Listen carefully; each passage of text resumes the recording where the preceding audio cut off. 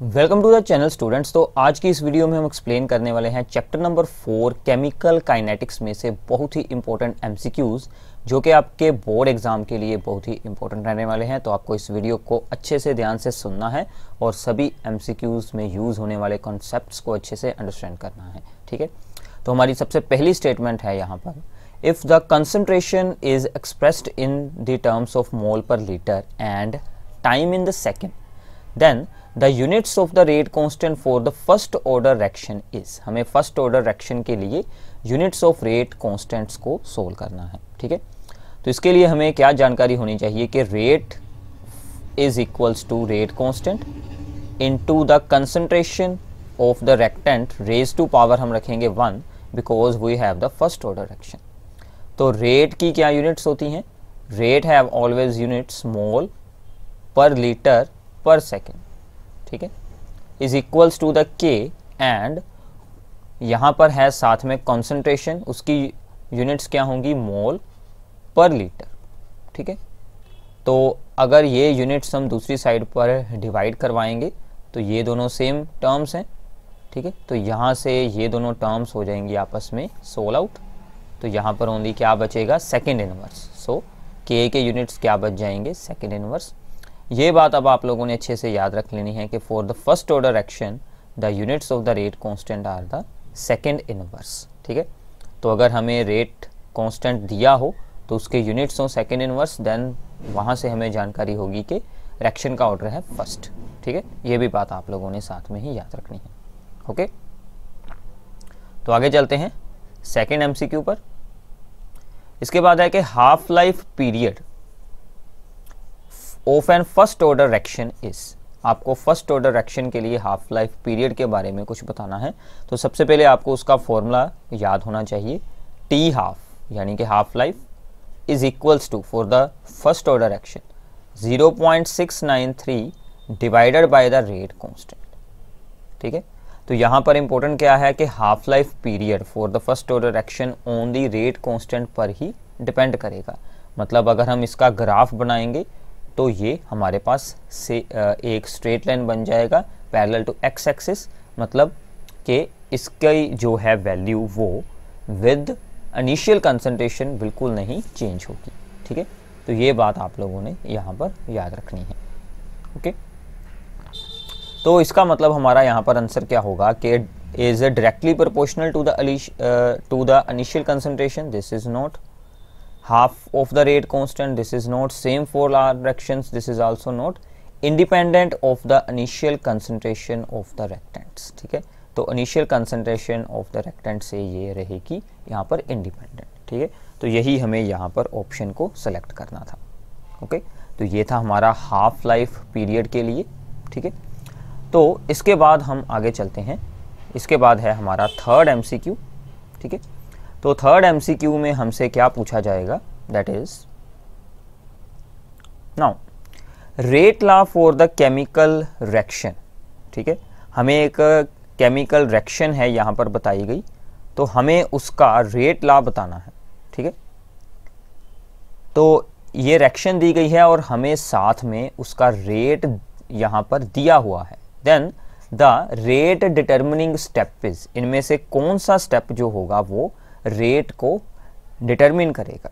ठीक है, तो इसके लिए हमें क्या जानकारी होनी यहाँ पर ज़रूरी है कि रिएक्शन के मैकेनिज्म में रेट डिटरमिनिंग स्टेप होता है जो रिएक्शन का स्लो स्टेप हो।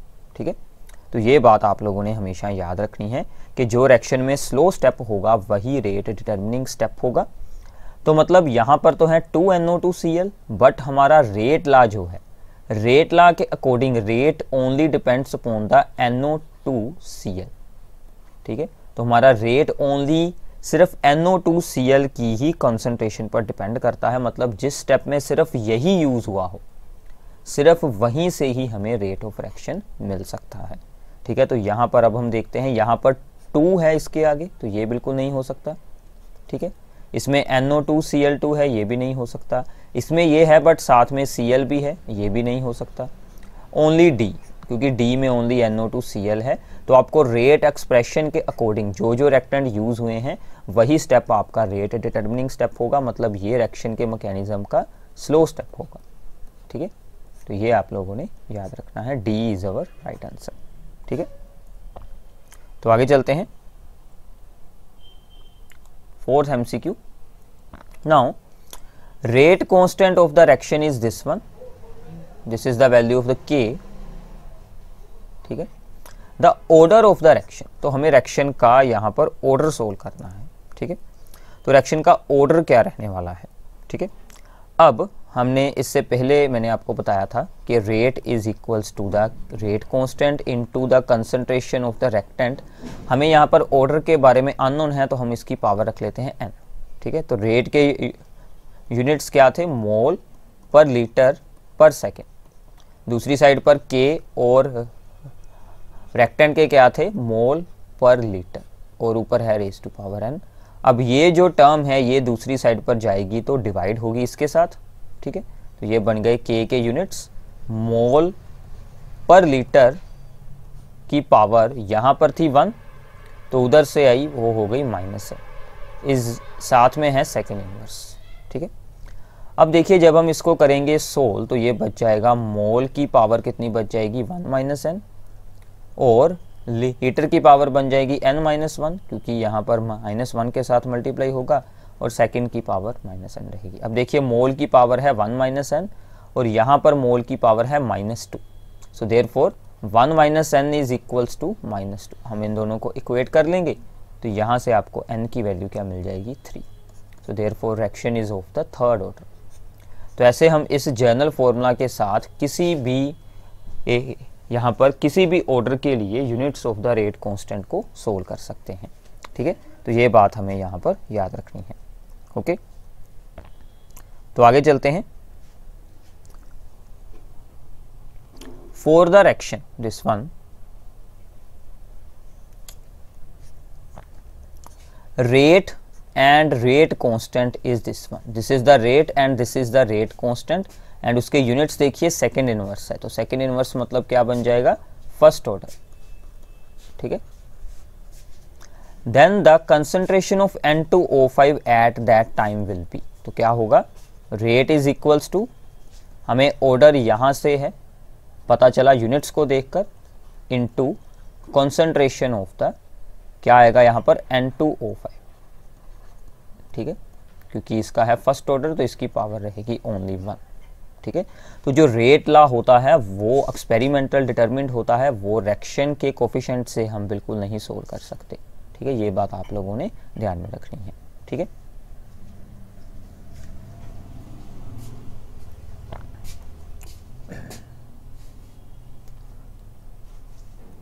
One second. सो नाउ यहाँ से हमें ऑर्डर था मिल चुका और ये था हमारा रेट। ठीक है, तो हमने फॉर्मूला ये बनाया था, rate is equals to the k into the concentration of N2O5 raise to power थी 1, because this is the first order reaction. ठीक है, इसलिए ओके। नाउ रेट की वैल्यू लगा दें, 1.22 इंटू 10 रेज टू पावर -4, तो रेट कांस्टेंट की value 3.4 into 10 raise to power -5 into concentration of N2O5। ठीक है, तो ये यहाँ पर आकर डिवाइड हो जाएगा, N2O5 is equals to the 1.22 into 10 raise to power -4 और डिवाइड में आएगा 3.4 इंटू 10 रेज टू पावर -5। इसको आप लोगों ने सोल्व कर लेना है, ये आपका अप्रोक्सीमेटली 3.6 के आसपास आंसर आएगा। So B is our right answer. ठीक है, तो ऐसे आपको इसकी सोल्विंग करनी है। तो यहाँ पर इंपॉर्टेंट क्या था कि हमने यूनिट्स में से क्या सोल्व किया है, ऑर्डर सोल्व किया है। ठीक है, ओके, तो आगे चलते हैं। सिक्स्थ,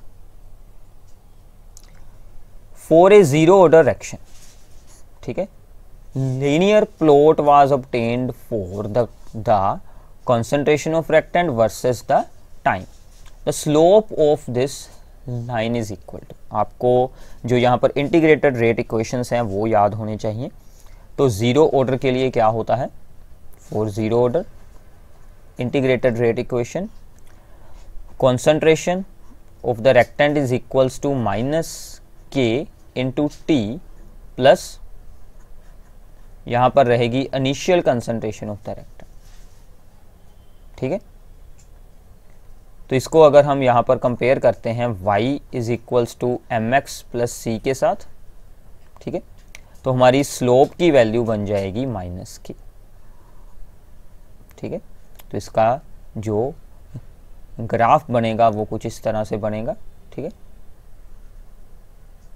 इस तरफ हमारा आएगा टाइम, इस तरफ होगी हमारी कंसंट्रेशन ऑफ द रेक्टेंट, ठीक है, और यहाँ पर जो इंटरसेप्ट है this is the initial concentration, और इसकी स्लोप क्या बन जाएगी m is equals to minus K, ठीक है।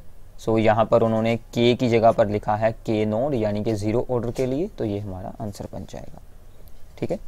ओके, सो ऐसे आपको integrated rate equations and their graphs को अच्छे से याद रखना है। ओके, तो ऐसे ही अगर आप लोगों ने हाफ लाइफ को यहाँ पर सोल्व करना हो for the zero order reaction, वो भी आप लोग यहाँ से सोल्व कर सकते हैं। तो जीरो ऑर्डर के लिए जो हमारी हाफ लाइफ आएगी उसकी वैल्यू क्या होगी, that is initial concentration divided by the 2 into rate constant, ठीक है। तो ये भी आप लोगों ने याद रखना है। अगर हम इनका बनाते हैं ग्राफ तो वो हमारा एक स्ट्रेट लाइन बनेगी ऐसे, ठीक है। यहाँ पर होगी हाफ लाइफ और यहाँ पर होगी रेक्टेंट की एक कंसंट्रेशन, इनिशियल कंसंट्रेशन, ठीक है, for the zero order reaction. तो अगर हम बात करेंगे फर्स्ट ऑर्डर की तो सब कुछ चेंज हो जाएगा। ओके, ठीक है। तो प्लीज़ सब कुछ आप लोगों ने साथ में ही नोट डाउन करते जाना है, ठीक है। तो सो 7th सोल्व करते हैं numerical, sorry MCQ। For a reaction having the rate law expression this one, if the concentration of both A and B becomes 4 times, then rate of reaction को क्या चेंज होगा, ठीक है। so this is the rate K, हमने यहाँ पर A की भी concentration चेंज कर दी है 4 times, तो A की जगह पर आ जाएगा 4 की पावर 3/2, साथ में A की concentration की पावर 3/2। B को भी चेंज किया है 4 times, तो B में भी बनेगा 4 की पावर -1/2 एंड b की पावर -1/2, ठीक है। अब देखिए ये 4 और ये 4, इन दोनों की हम यहाँ पर पावर्स को ऐड कर देंगे, तो ये बन गई 4 की पावर 3/2 -1/2। बाकी हमारा ये दोनों टर्म्स हैं, ये हमारा रेट रहेगा सेम टू सेम, ठीक है।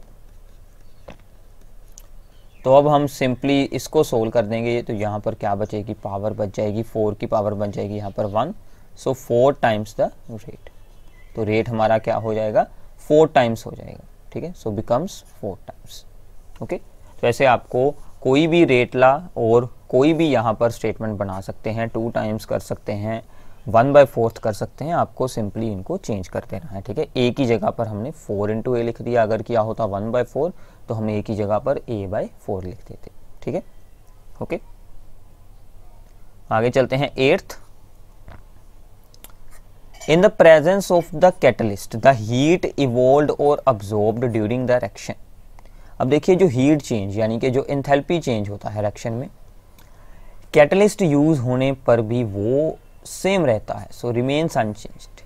कैटलिस्ट सिर्फ एक्टिवेशन एनर्जी को डिक्रीज करता है, रिएक्शन की एंथैल्पी चेंज वो सेम रहेगा, ये आपने याद रखना है, ठीक है। तो आगे चलते हैं 9th MCQ, this is important, इसका फॉर्मूला याद रखिएगा। गैसियस रिएक्टेंट्स एंड प्रोडक्ट्स हैं, ठीक है। इनिशियल प्रेशर हमें दिया गया है सिस्टम का PI, और after the time T total pressure of the system increases by x unit and becomes PT। अब देखिए यहाँ पर क्या होगा, सो दिस इज अवर A जो कि ब्रेक होकर बन रहा है B + C। इनिशियली क्या होगा, इसका प्रेशर था PI, इन दोनों का था 0,0। अब बाद में तो at the time T, at time T क्या हुआ कि ये यूज हो गया x, कि उसने कहा है ना कि x इंक्रीज हो गया, मतलब ये वाला यूज हो गया। A जो रेक्टेंट है वो x टाइम्स डिक्रीज हुआ, ये दोनों x इंक्रीज हो गए, ठीक है। So therefore our total pressure becomes sum of all this, ठीक है। तो इन सबको ऐड कर देते हैं, सो दिस बिकम्स एक x हो जाएगी यहाँ से सोल आउट, सो PI + x, ठीक है। तो यहाँ से आप लोग x को सोल्व कर कर रख लें, सो x becomes the pt minus pa, ठीक है। तो ये वैल्यू हमारी यूज़ होने वाली है, x is equals to pt minus pa, okay है, ठीक है। अब देखिए एट द टाइम t जो यहाँ पर प्रेशर है, हम इसकी वैल्यू भी सोल्व कर लेते हैं।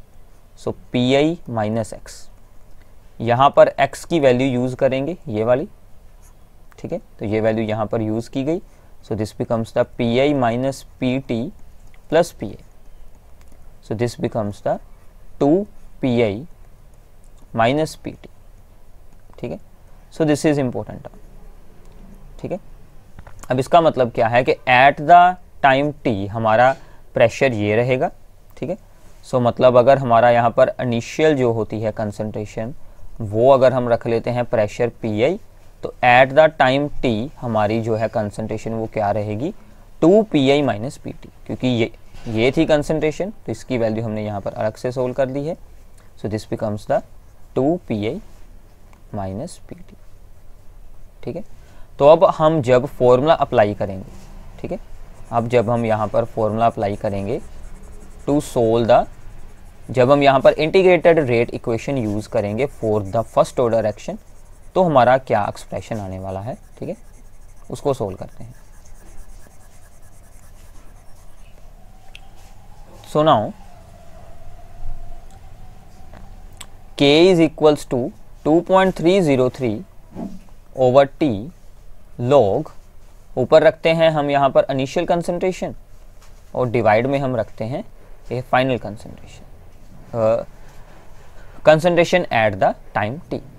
तो इसकी वैल्यू क्या आएगी pi और इसकी वैल्यू आएगी 2pi माइनस pt। तो ये दोनों वैल्यूज अगर हम यहाँ पर यूज़ करेंगे तो हमारा आंसर यहाँ से क्या बन जाएगा, b is our right option, ठीक है।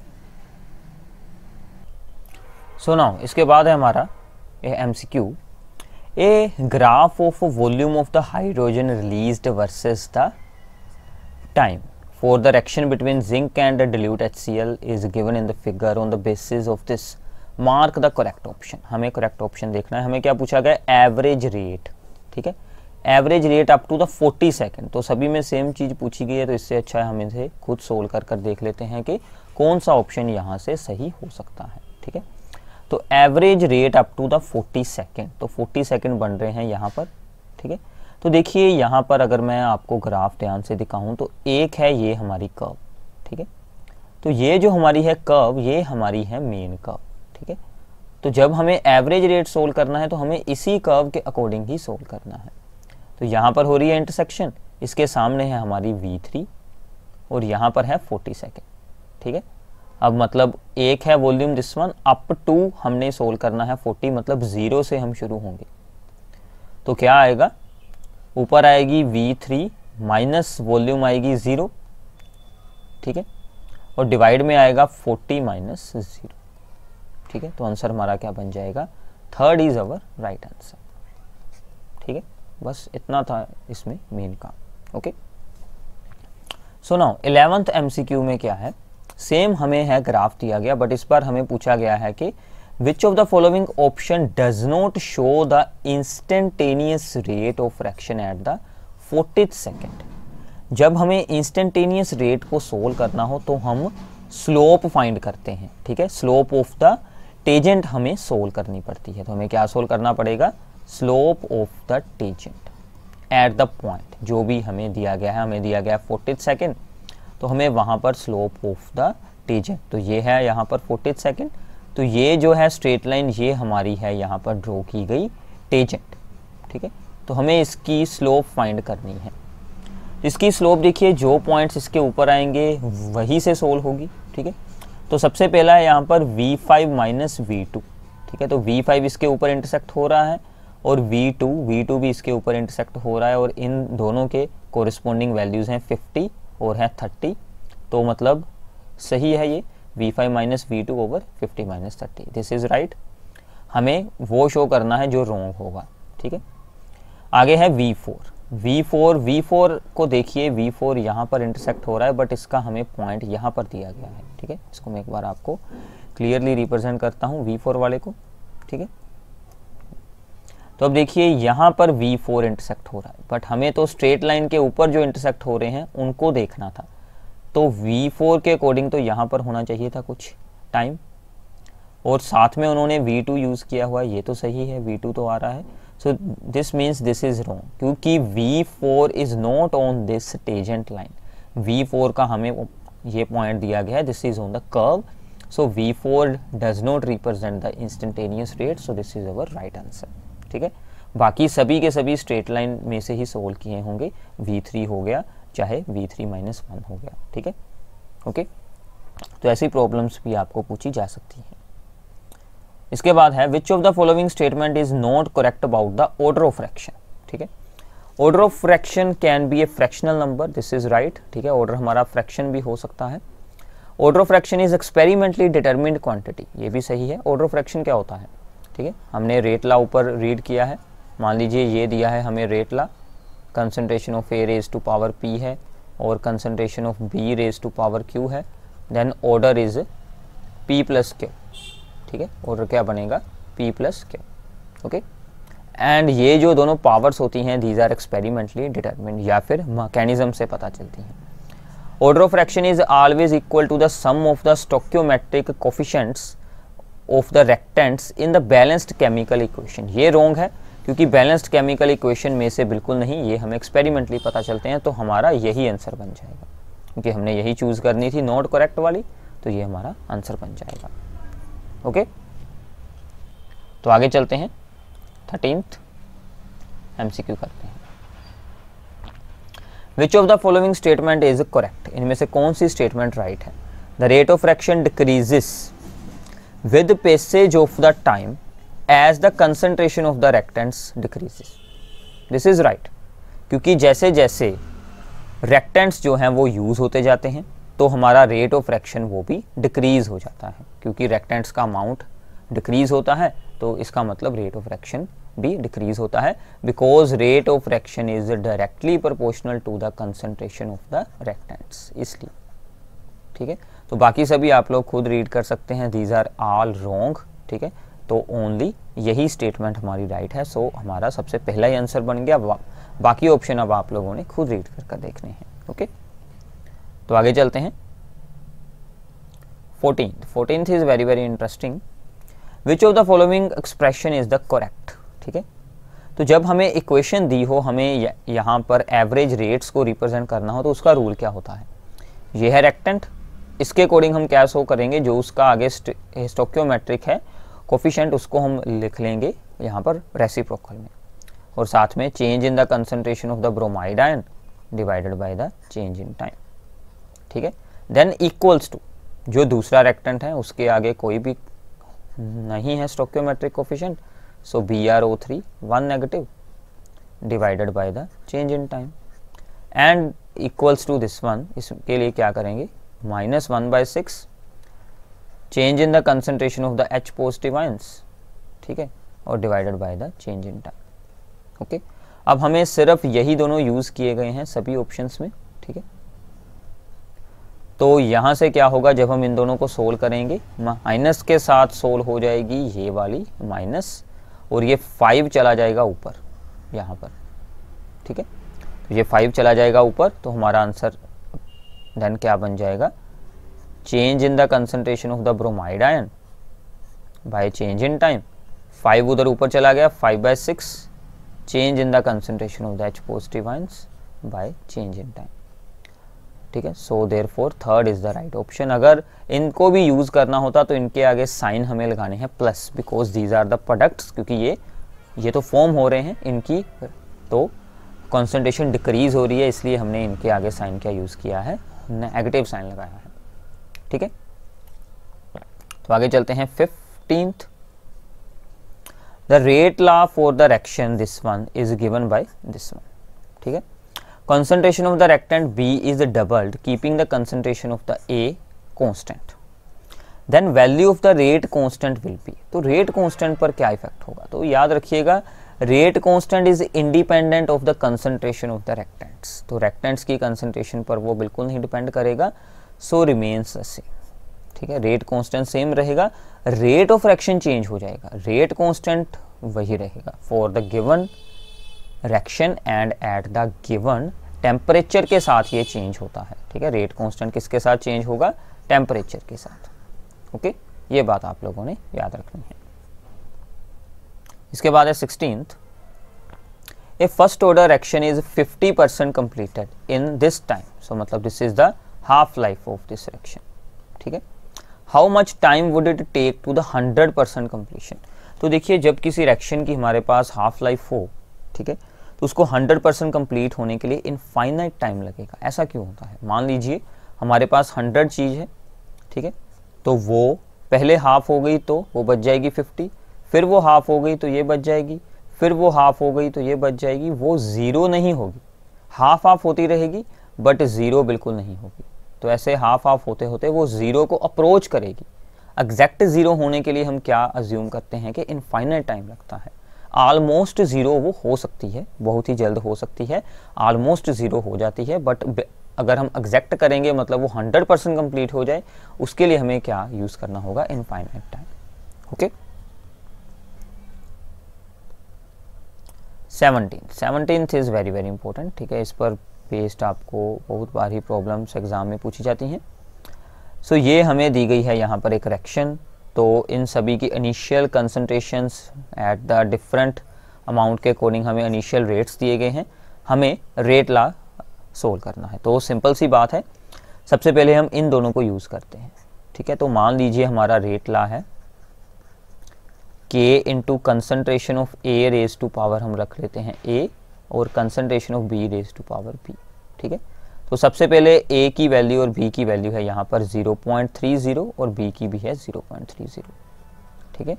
तो 0.30 एंड B की भी है 0.30।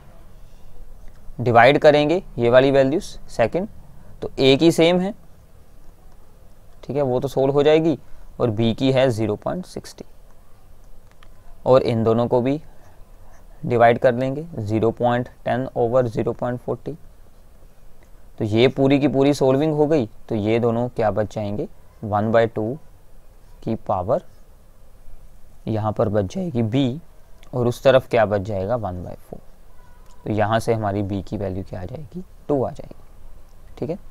तो ऐसे ही अब आप लोग जब इन दोनों को डिवाइड करेंगे दीज टू, फिर हम डिवाइड करेंगे फर्स्ट एंड थर्ड को, ठीक है, क्योंकि हमने क्या देखना होता है कि एक की यहाँ पर कंसंट्रेशन सेम हो, तो हम इसलिए इन दोनों को डिवाइड करेंगे, फर्स्ट एंड थर्ड को इसको डिवाइड होगा, तो यहाँ से हमें A की वैल्यू मिल जाएगी 1, ये आप लोगों ने खुद सोल्व करनी है।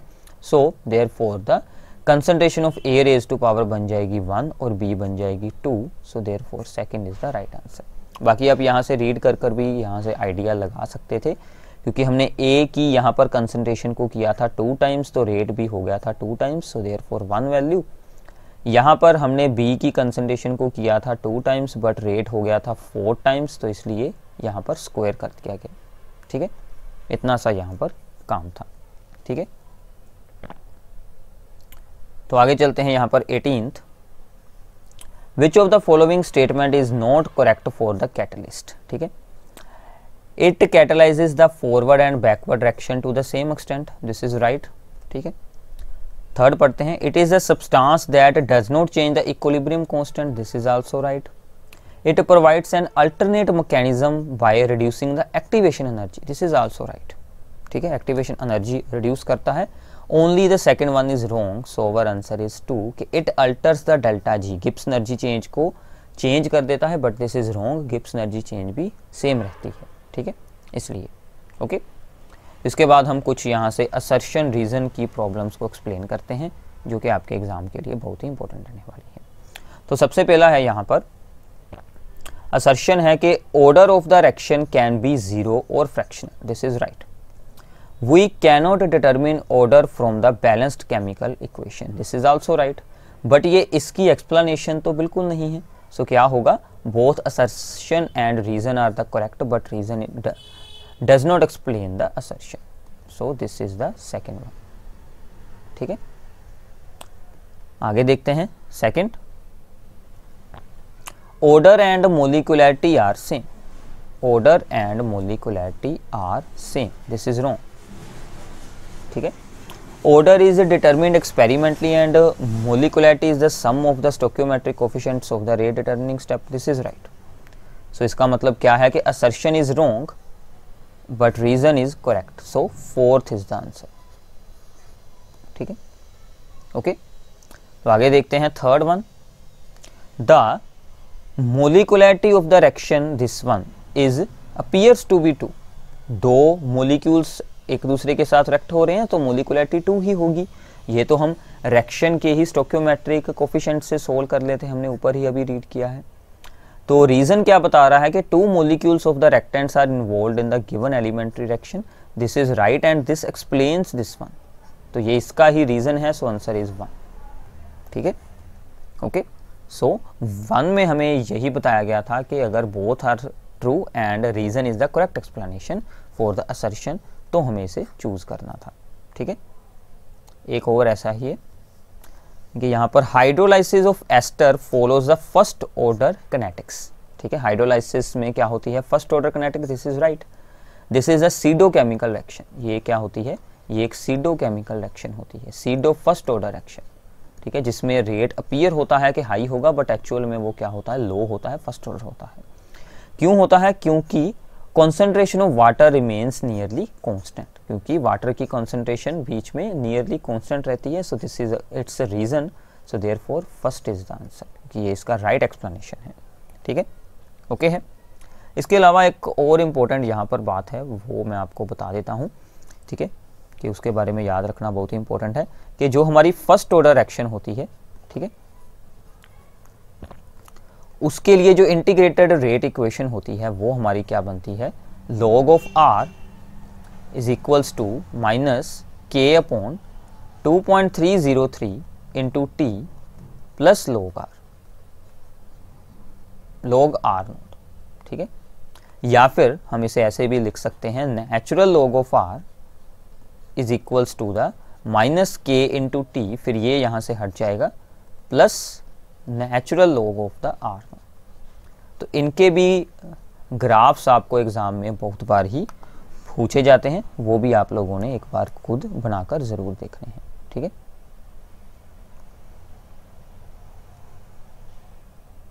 तो इसका हम एक बार यहाँ पर ग्राफ बनाकर देख लेते हैं. ठीक है, तो ये हो गया हमारा एक axis. This is our x axis. X axis पर हम क्या रखेंगे? यहाँ से टाइम. ठीक है, और इस साइड पर अगर हम लगते हैं log r को, ठीक है, तो हमारा कुछ ऐसा ग्राफ बनेगा, स्ट्रेट लाइन. और इसकी स्लोप क्या होगी? Slope is equals to minus के अपॉन 2.303. ठीक है, तो अगर हम इसका बनाते हैं, ये ग्राफ इस वाले का है. ठीक है, ये इसका ग्राफ बनेगा. अगर हम इसका बनाएंगे तो सेम ग्राफ बनेगा बट सिर्फ स्लोप की वैल्यू क्या आ जाएगी? माइनस की आ जाएगी. ठीक है, तो इसके अलावा अगर आप लोग हाफ लाइफ का भी यहाँ पर ग्राफ बनाते हैं for the first order reaction तो वो ऐसे स्ट्रेट लाइन बनेगा. ठीक है, क्योंकि half life does not depends upon the initial concentration, therefore ये ग्राफ बनेगा for the first order reaction. ठीक है, तो ये कुछ इंपॉर्टेंट थे पॉइंट्स जो कि मुझे ऐसा फील हुआ कि हमारे एमसीक्यूज़ में ऐसा कोई एमसीक्यू यहाँ पर शो नहीं हुआ बट आप लोगों को ये भी याद रखनी है. ठीक है, इस पर बेस्ड भी एमसीक्यू बहुत बार ही पूछने के यहाँ पर चांसेस हैं. ठीक है, तो ये हमारा था फोर्थ चैप्टर. तो आप लोगों ने अच्छे से इसके सभी कॉन्सेप्ट्स को अंडरस्टैंड करना है एंड बाकी सभी चैप्टर्स की वीडियोस भी आपको ऐसे ही हमारे चैनल पर मिलती रहेंगी. Thanks for watching this video.